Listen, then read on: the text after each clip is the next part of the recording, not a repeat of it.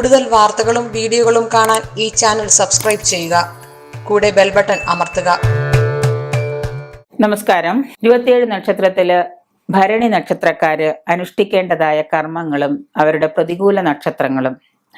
സാധാരണയായിട്ട് ഓരോ നക്ഷത്രക്കാരും അവരവർക്ക് പറയുന്ന കർമ്മങ്ങളും അവരവർക്ക് പറയുന്ന ദേവതകളും ഉപാസനകളും മന്ത്രങ്ങളും ഒക്കെ ജപിക്കുന്നത് കൊണ്ടും അതിനെ തുടർന്നുകൊണ്ട് പോകുന്നത് കൊണ്ടും ആ കർമ്മങ്ങളൊക്കെ അനുഷ്ഠിക്കുന്നത് കൊണ്ട് തീർച്ചയായിട്ടും നമുക്ക് ഒരു 90% നമുക്ക് മാറ്റങ്ങൾ ഉണ്ടാവും എന്നുള്ളത് സത്യമാണ്. ഇതിനൊക്കെ ഫോളോ ചെയ്ത് പോകാനും ഇതെല്ലാം തുടർന്നുകൊണ്ട് പോകാനുള്ള ബുദ്ധിമുട്ടാണ് പലരെ ഇതിൽ നിന്ന് മാറ്റുന്നത്.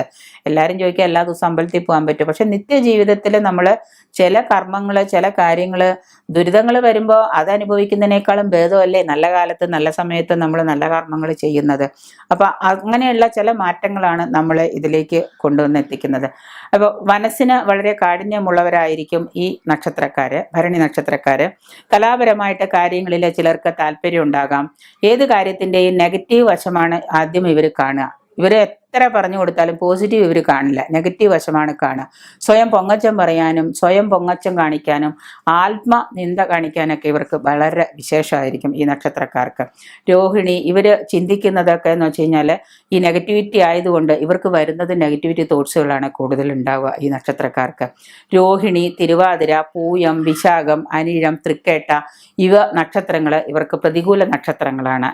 ഈ നക്ഷത്രക്കാർക്ക് ഈ ഇവരുമായിട്ടുള്ള കൂടിക്കാഴ്ചകളോ വീഴ്ചകളോ കൊടുക്കൽ വാങ്ങലുകളോ ഒക്കെ നിഷിദ്ധമാണ് എന്നാണ് പറയുന്നത്. ഇവർക്ക് ചന്ദ്രദശ, രാഹുദശ ഈ കാലങ്ങളിലെ ചന്ദ്രദശാകാലവും രാഹുദശാകാലവും ഇവർക്ക് ദോഷപ്രദങ്ങളാണ്. ഈ സമയത്ത് വിധിപ്രകാരമുള്ള ദോഷപരിഹാര കർമ്മങ്ങൾ അനുഷ്ഠിക്കുന്നതും പറഞ്ഞിട്ടുള്ള അനുഷ്ഠാന കർമ്മങ്ങൾ ചെയ്യുന്നതും ഒക്കെ വളരെ നല്ലതാണ്. ഈ ചന്ദ്രദശാകാലത്ത് ഇവർ ഉദ്ദേശിക്കാത്ത തരത്തിൽ ഇവർക്ക് പല ദുരിതങ്ങളും രോഗങ്ങളും ബുദ്ധിമുട്ടുകളൊക്കെ വരാം. രാഹുർദശ അതുപോലെ തന്നെ. അപ്പോൾ ഈ ദശാകാലത്ത് ദശാനാഥന്മാരെ പ്രീതിപ്പെടുത്തേണ്ടതായ കർമ്മങ്ങളും പ്രീതിപ്പെടുത്തേണ്ടതായ രീതികളും ഉപവാസങ്ങളും ഉപാസനകളും പ്രാർത്ഥനകളും ഒക്കെ നിങ്ങൾ ചെയ്യുന്നത് വളരെ നന്നായിരിക്കും. അന്നപൂർണേശ്വരി ഭജനം, മഹാലക്ഷ്മി ഭജനം ഇതൊക്കെ തുടങ്ങിയ ഭരണി നക്ഷത്രക്കാർ അനുഷ്ഠിക്കുന്നത് ഫലപ്രദമാണ്. അന്നപൂർണേശ്വരിയെയും മഹാലക്ഷ്മിയൊക്കെ ഭജിക്കുന്നത് വളരെ വിശേഷമാണ്. ക്ഷേത്രങ്ങളിൽ യക്ഷി ദേവതകളെ ഇരുത്തിയിട്ടുള്ള യക്ഷിക്ക് വഴിപാടുകൾ നടത്തുക. ശുക്ര പ്രീതികരങ്ങളായ മന്ത്രങ്ങളും സ്തോത്രങ്ങളും ജപിക്കുക. ചൊവ്വാഴ്ച ദിവസവും വെള്ളിയാഴ്ച ദിവസവും ഈ ഭരണി ദിവസവും, അതായത് ചൊവ്വയോ അല്ലെങ്കിൽ വെള്ളിയോ ഭരണി നക്ഷത്രമോ ഒരുമിച്ച് വരുന്ന ദിവസം, ചിലപ്പോൾ ചൊവ്വാഴ്ച ഭരണി വരാം അല്ലെങ്കിൽ വെള്ളിയാഴ്ച ദിവസം ഭരണി നക്ഷത്രം വരാം. ഇങ്ങനെ വരുന്ന ദിവസങ്ങളിൽ വ്രതമോ മറ്റ് ദോഷപരിഹാരമോ കർമ്മങ്ങൾ അനുഷ്ഠിക്കുന്നത് നല്ലതാണ്. വെള്ള, ഇളം നീല, ചുവപ്പ് പല നിറങ്ങൾ ചേരുന്ന ഒരു ഇത്, അതായത് ചുവപ്പില് പല നിറങ്ങളും ചേരുന്നത്, വെള്ള, നീല ഇങ്ങനെയുള്ള കളറുകളൊക്കെ ധരിക്കുന്നത് വളരെ നല്ലതാണ്. ഇവർക്ക് ഏതെങ്കിലും ഒരു നല്ല കാര്യത്തിന് പോകുന്ന സമയത്ത് നമ്മൾ ഇങ്ങനെയുള്ള നിറങ്ങളൊക്കെ ധരിക്കുന്നത് നന്നായിരിക്കും.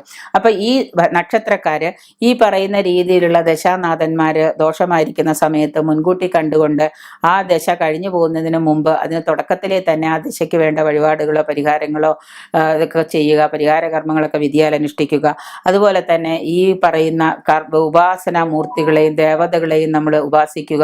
ഇങ്ങനെയൊക്കെ ചെയ്തു കഴിഞ്ഞാൽ നമുക്ക് ഉണ്ടാവുന്ന ഈ പ്രശ്നങ്ങളിൽ നിന്ന്, നിത്യജീവിതത്തിലെ പ്രശ്നങ്ങളിൽ നിന്ന് ഒരുപാട് മാറ്റങ്ങൾ നമുക്ക് നേടിയെടുക്കാൻ സാധിക്കും. കാരണം എല്ലാവരും പറയും ഇതൊക്കെ വെറുതെ, ഇതൊന്നും സാധിക്കില്ല, ഇതൊന്നും ചെയ്യാൻ പറ്റില്ല. പക്ഷെ ചെയ്യാൻ പറ്റും എന്നുള്ള കാര്യങ്ങൾ നിങ്ങൾ നിരന്തരം ജീവിതത്തിൽ പ്രാക്ടിക്കലായിട്ട് കൊണ്ടു നടന്നാൽ നമുക്ക് ഏത് നക്ഷത്രക്കാരനും അവൻ്റെ ദോഷ ദുരിതങ്ങൾ ഒരു പരിധിവരെ നമുക്ക് മാറ്റിയെടുക്കാൻ സാധിക്കും.